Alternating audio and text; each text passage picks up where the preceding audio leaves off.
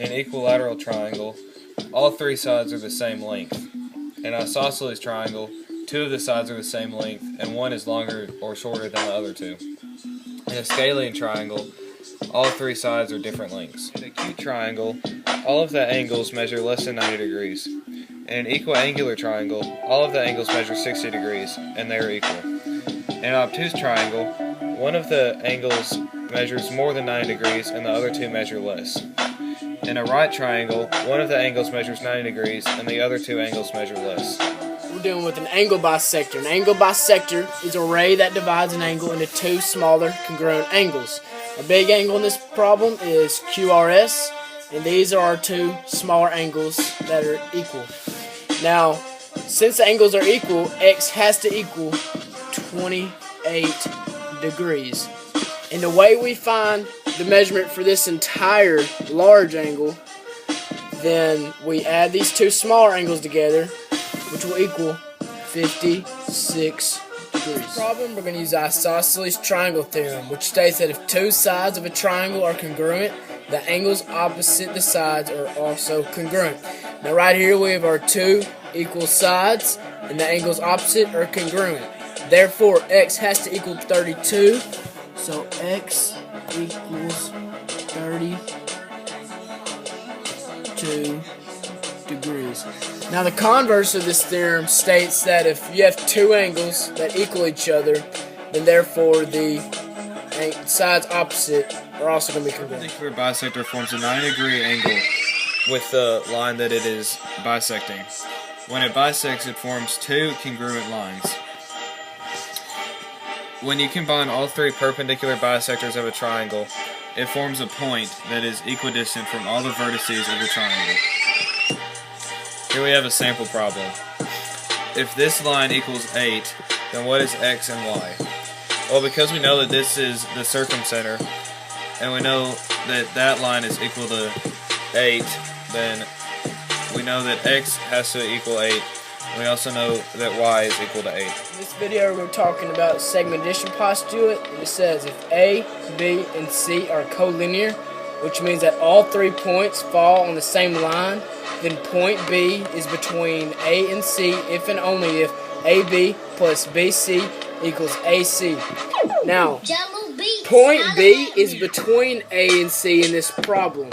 And we know that AB plus BC has to equal AC, and the entire length of this line is 10, and AB is 7. So the way we find this is by subtracting 7 from 10, which is 3. X equals 3. We're talking about perimeter and circumference. Because of the definition of a rectangle, we know that 10 is equal to x, and 15 is equal to y. To find the perimeter of any polygon, you add up all of the sides. A shortcut for finding the perimeter of a rectangle is 2x plus 2y. In this case, it would be 10 times 2 and 15 times 2, which is equal to 50. To find the perimeter of a circle, which is called the circumference, you multiply the radius by itself times pi. You can see I've worked it out here and got 113.1 as the circumference of this circle. Alright, we're talking about vertical angles in this problem, and the vertical angles are two non-adjacent angles formed by two intersecting lines. These are two angles, and these are two intersecting lines, line M and line L. Now these two angles are equal to each other, so X equals 37 degrees.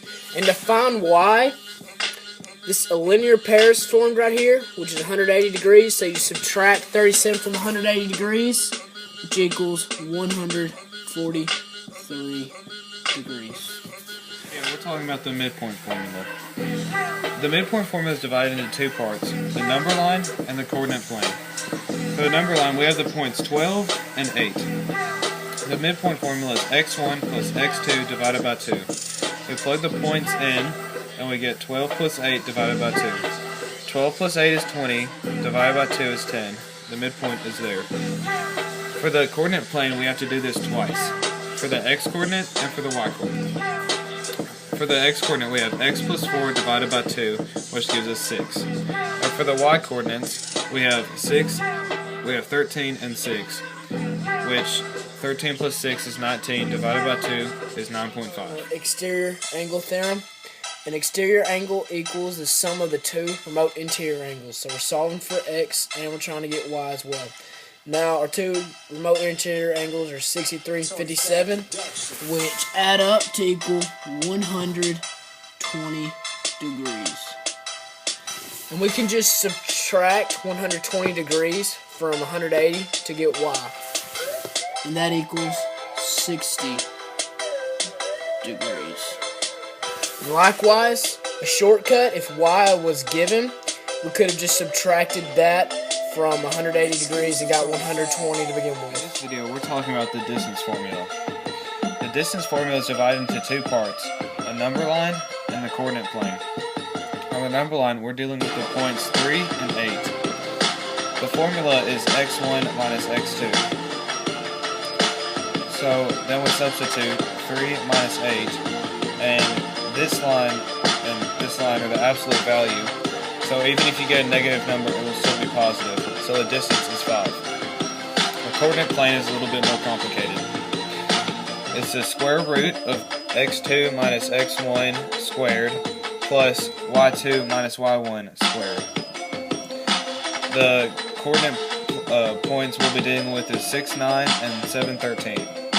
So we plug those into the formula here, simplify it into 1 plus 16, and then add those together and you get the square root of 17, which we'll leave in radical form because it's not a whole number.